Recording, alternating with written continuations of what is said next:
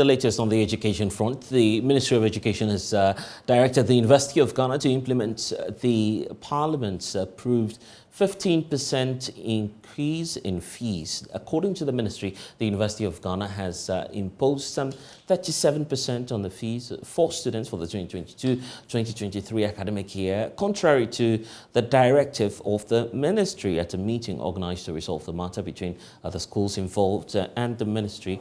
The ministry has cleared the University of Education, Winneba, the University of Cape Coast, and the University of Mines and of any wrongdoing. Well, my colleague James Aveji was there and interacted with the spokesperson for the Education Ministry, Kwesi Kwate. Let me say that, against the backdrop of the fees buhaha, as to whether or not the universities has indeed implemented the right amount of fees that was approved by Parliament, it is against this backdrop. That is why this meeting was held today, where the Minister for Education had to intervene and make sure that the ministry does not only enforce the directive of Parliament, but of course we also have to go beyond that and make sure that there's indeed compliance on the part of the various universities. So what happened today was that we met the universities in question, referring to UCC, UMAT, Winneba, and then University of Ghana. KNUST couldn't make it, but the understanding I have from my minister yesterday was that they have actually complied and also reversed, especially when those who paid even higher fees, I think even some of them, they have agreed to make some refund to them. So today, with the 4 universities that have just been mentioned, all of them agreed to comply, except University of Ghana, which is saying that they may have to consult their council before they are able to comply. But of course, clearly, I'll come back to the University of University of Ghana, but with the 3 other universities who were here, UMAT, UEW, as well as UCC, what exact percentages have they implemented respectively? Yeah, like as earlier indicated, the law is very clear. The Fees and Charges Act specifically provides for Parliament to make such make such arrangement. And of course, if you look at this year, for instance, Parliament agreed that only universities are expected to increase fees not more than 50% of what was charged last year.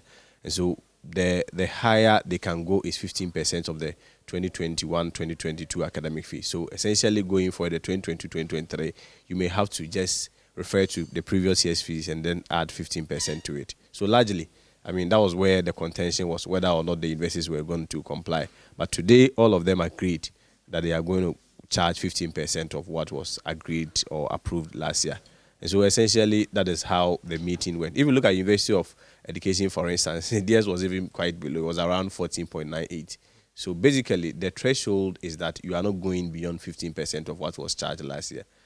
So essentially, 3 of these universities, referring to UCC, UEW, and that of UMAT, they on spots comply with the directive. If you look at University of Ghana, for instance, currently they are charging around 36-37%, and which is going beyond or usurping the law, and that cannot be the practice. Of course, if we expect any other institution not to comply by the law, it is not a government institution, and I'm not sure the expectation is that the Ministry of Education will also watch that happen. So the minister has given a very firm directive that University of Ghana should go and make the necessary changes, comply with parliamentary directive, and communicate same to the public. University of Ghana is saying that the decision may have to be looked at their council level. So it's only fair and proper that indeed we give them that space to also consult their council. But let me hasten to add that at no point will council decision override what parliamentary decision, especially when that parliamentary decision is backed by law. And there is an act which specifically provides the framework upon which such regulations and arrangements are made. All right. So they have, in a communique earlier, been justifying their position. They say that for the past 4 to 5 years, they were supposed to make an increment of 5% in 2019, which they have postponed. They postponed again in 2020 because of the COVID-19 situations and its financial implications. And that is what they have implemented on the 13th of December while Parliament communication came on the 16th of December. And so that is why it looks like they are not implementing the 15%. Have they indicated that position to you, and what was the ministry's response to that? Okay, so to verify any claim and the consistency with whatever claim that has been made, one of the tests that you have to use is the logical consistency of the claim.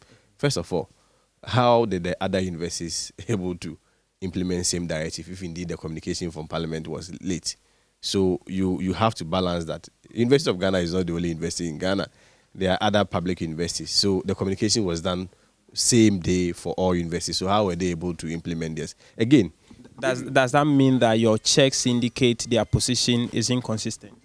I am saying that when somebody makes a claim, I mean, that is a general view and a general perspective, and you want to verify the validity of such a claim, one of the tests that you have to use is the logical consistency of the claim.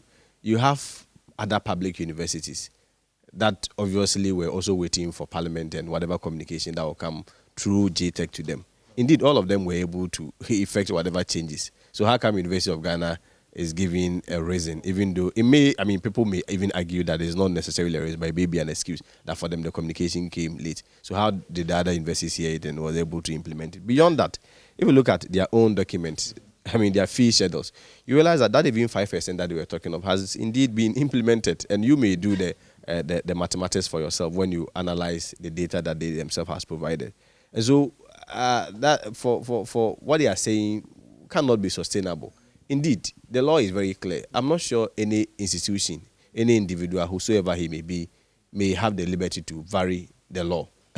This is not just a parliamentary decision, but a parliamentary decision backed by a law. And the law provides framework upon which such arrangements are supposed to be done. So on what basis will anybody say that for him, Parliament said this and they elected to do what is lower? That is a very subjective approach to implementing or adhering to the law. I'm not sure the law is implemented on the basis of subjectivities and people's discretion and their opinions. The law is the law. Okay. And so if University of Ghana elects that for them they want to charge lesser than what has been approved previously, it's left to them.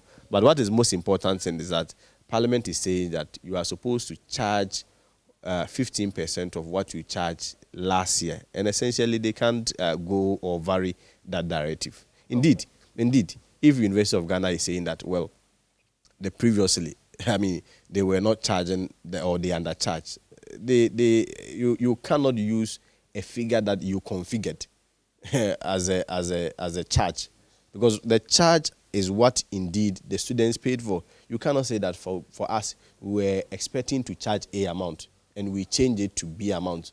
So for that matter, today we are at liberty to charge the configured A amount, where in reality, I mean, was never the case. Okay.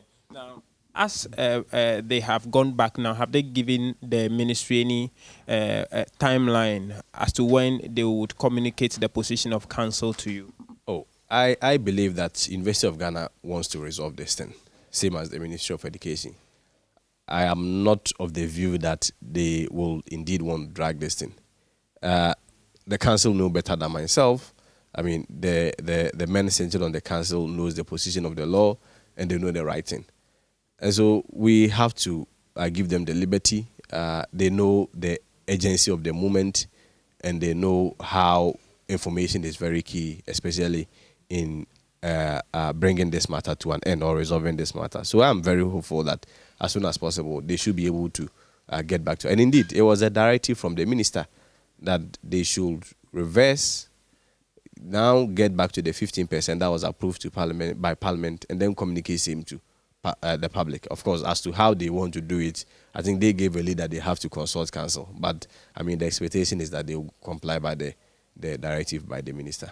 Should they go contrary to the directive, what will be the the next line of action from the ministry? The other way around for this question is that instead of probably looking at only enforcement, we may also have to be admonishing them to comply. Is aggregation of two, a balance of two. it's not really about the enforcement and what happens when you... That admonition is there, but there is also the possibility of them going contrary to it. Should that happen? I am very sure it won't even get there. I am very sure it won't even get there. No, Professor Nana Bar administration knows better than myself. They know the law. She's a professor. She knows the law better than myself.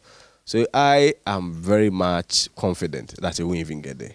For universities who might have already charged fees that are beyond the 15%, what was their assurance or indication to the ministry? No, clearly, that would mean that you've gone beyond the provision or the dictates of the law, and you have to do the needful by refunding to them.